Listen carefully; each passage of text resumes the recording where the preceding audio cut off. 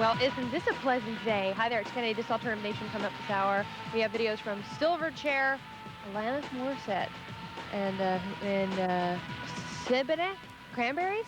Oh, no, went selective memory loss. And today we are in San Francisco because this young lady right here is playing a very big concert tonight, which will actually be a few days ago once this airs. But this is Alanis Morissette, by the way. This is what I know about you. I'm going to tell you what I know. Okay. I know you're Canadian. Right. I know you're 21. Right. And I know you're an amazing songwriter. And I've listened to your record a bunch of times. Now I want to know everything else. Okay. Okay, ready, go. Where do you want me No, to do you have brothers and sisters? I have a twin brother and an older brother. Do you really have a twin? Yeah, he's in Vancouver. Does he write too? He's starting to now. Yeah. Yeah. Where are you from in Canada? I'm from Ottawa originally. The Ottawa Rough Riders. A friend from high school played for the Ottawa Rough Riders. Yeah. And your new album is called Jagged Little Pill. How long have you been writing songs? I've been writing since I was 9 years old. Okay. And I had a record out when I was 10. And you had a record when you were 10? Yeah. Wow. That I released, and then a couple since then, and then this in many ways still feels like my debut record. Yeah. Yeah. And you, okay, now, on the credits it says you co-wrote, you wrote all the words yourself. Right. The words are amazing, and I'll remind you that not every song is like You Ought to Know, because you cover such a wide range of topics on your record. We'll get into all those. Okay. I mean, we'll get into the whole Catholic school thing and all that stuff, but you write with a guy named Glenn Ballard. Wow. Yes, he and I wrote the music together. Very good. Yeah. All right, well, we'll talk more with Alanis in just a little bit. Right now, here's Green Day. They're from San Francisco-ish area. They're from the Bay Area. Here's when I come around.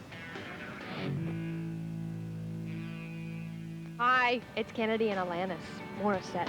That's a lovely name. Thank you. You're welcome. Morissette, what kind of last name is that? It's French-Canadian. See? She's Canadian. And do you speak French? Yes, I do. Are you going to release your album in French? Probably never. I don't think I can write in French. Yeah. No. That'd be so weird. Can you think in French? I think in French to a certain degree, but I'm losing it because I'm in America so much now and nobody really speaks French here. Yeah, no one. A lot of Spanish. Yeah? Yeah. Which is reminiscent of French. Leah over there, she speaks Spanish. But, okay, let's talk about You Ought to Know a little bit. I mean, this song is amazing. And so many people I know, so many women I know totally identify with this song. Which is like, sad, really. I know, it's so true, though, and I think guys do, too. They do. And men I know, either the smart ones really get into it and identify with it, and the spineless ones are totally frightened of it. But is it a true story? Yes, it is. It's I wrote it about a person who I never mentioned because I don't feel that my being introspective and disclosing everything gives me the right to drag him through the mud with me. Yeah. But I was feeling a certain way about him that I hadn't yet come to terms with, and got off the phone with him one day and just owed it to myself to write about it. There's a plane overhead, so that's what that noise is, so never you mind. Okay. Well, it's such a powerful song, and I can't believe, like, you're only 21, and you, like, write things so intelligently and so focused. It's pretty incredible. Thank you. I mean, you're a gooder. All right, well, we'll talk more about the song, and you'll see your video in a while. Coming up next, however, is Sponge. Stay here.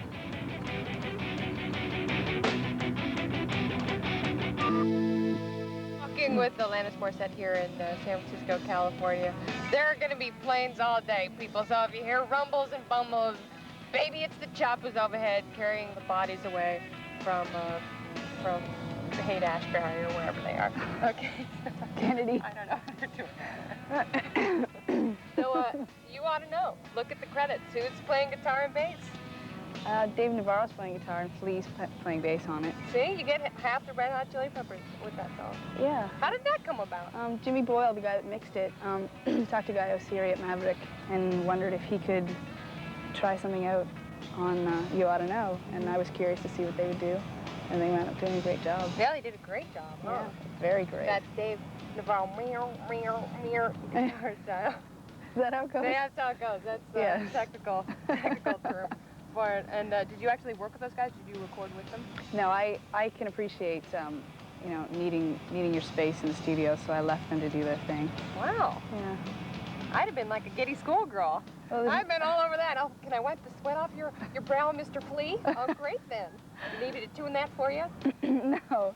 there's something to be said for not having someone breathing down the back of your neck while you're doing it. Yeah. That's cool, but have you met them and talked and... Thank you. Sorry. I just got a mouthful of dust. She painted my nails, so it's pretty. But did you get to meet him afterwards and say? I talked to Dave. I haven't talked to Flea. Well, you know, we'll call him on the cell phone after the show. Right then. I'm sure he's down playing ping pong. Okay, well, more with Alanis Morissette. This is the Beach House Malibu road trip. You have questions, I have questions. Hopefully she's got answers. Stay here.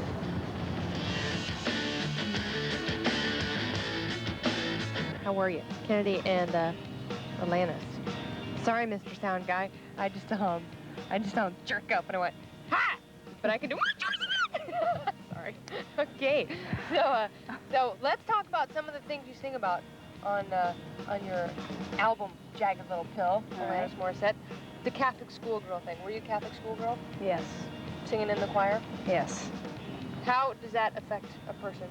I think what happened in my experience was that there were too many contradictions and hypocrisies that were surrounding me, and if it's something that the whole concept of it is confusing for me now, and you can imagine Catholicism or organized religion in general? In general, that in and of itself is pretty confusing. Not to say that there's not some positive things in it, and a lot of the good things that I learned about the religion I now incorporate in my life, but that's merely just by being a spiritual person and by being moralistic and by being good to people, and it's about karma. And what I found happened, though, is that when I rejected, I sort of threw out the baby with the bathwater, and I felt there was a void in my life. And actually, the writing of this record made me really believe again. It made me become far more spiritual because of the way in which it was written. Yeah. It was written very stream of consciousness and very accelerated, and a lot of the times we wouldn't really remember having written the songs, and it would be, the vocals were all 1 or 2 takes, and a lot of the guitars were too, and it was just so,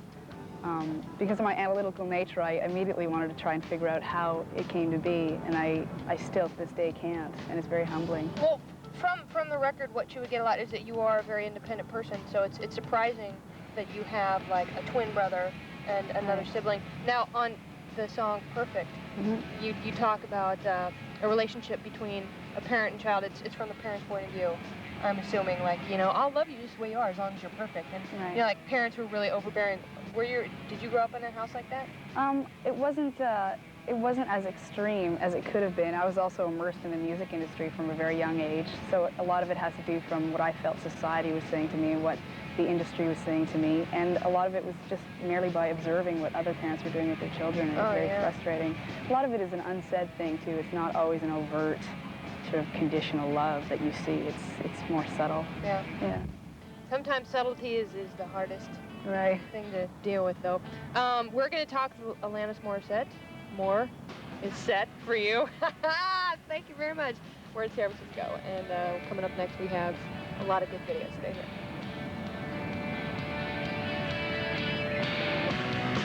With Alanis. Can I just call you Alanis? Sure, you can. Right now, for us. Okay. Just Alanis. Because we're having a discussion, I think you should. Okay. And you can call me Junebug, Waterfall, whatever you want. What's your middle name? Kennedy. What's your first name? Lucinda. No, it's not. My first name is Weezer, baby. No, I forgot, we have Primus, Alaska, and Spearhead, all to come. That was better than Ezra with Good. You painted their nails, too.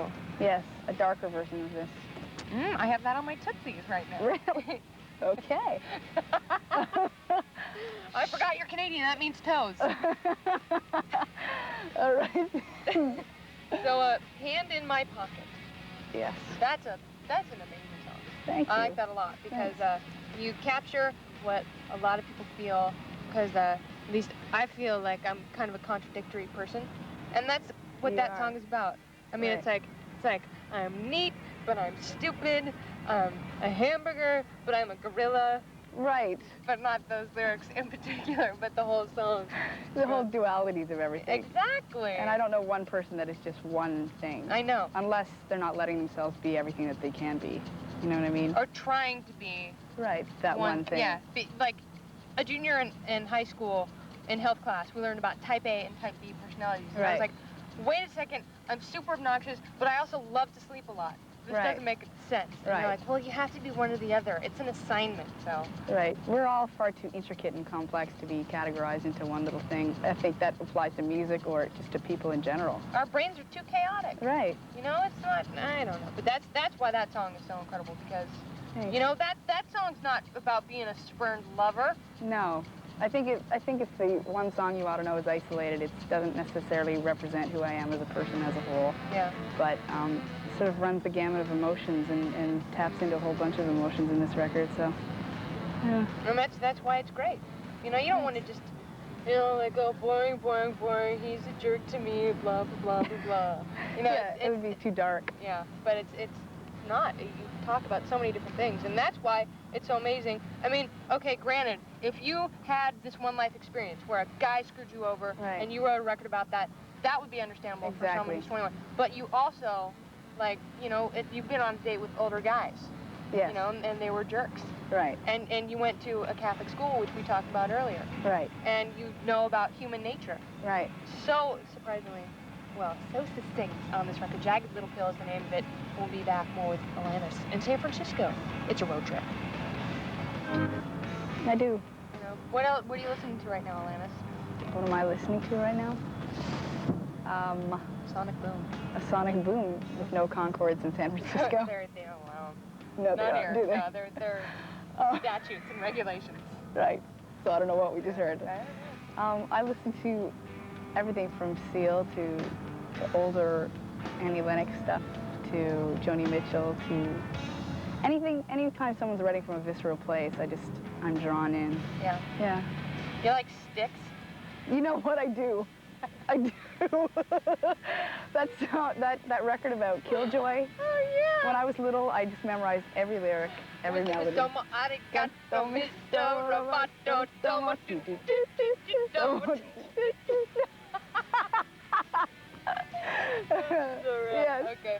Well, you're going to join us tomorrow night, if that's okay. Okay. All right, more with Alanis tomorrow night. Up next, we have Spearhead. We'll see you later. Bye-bye. Finished booking.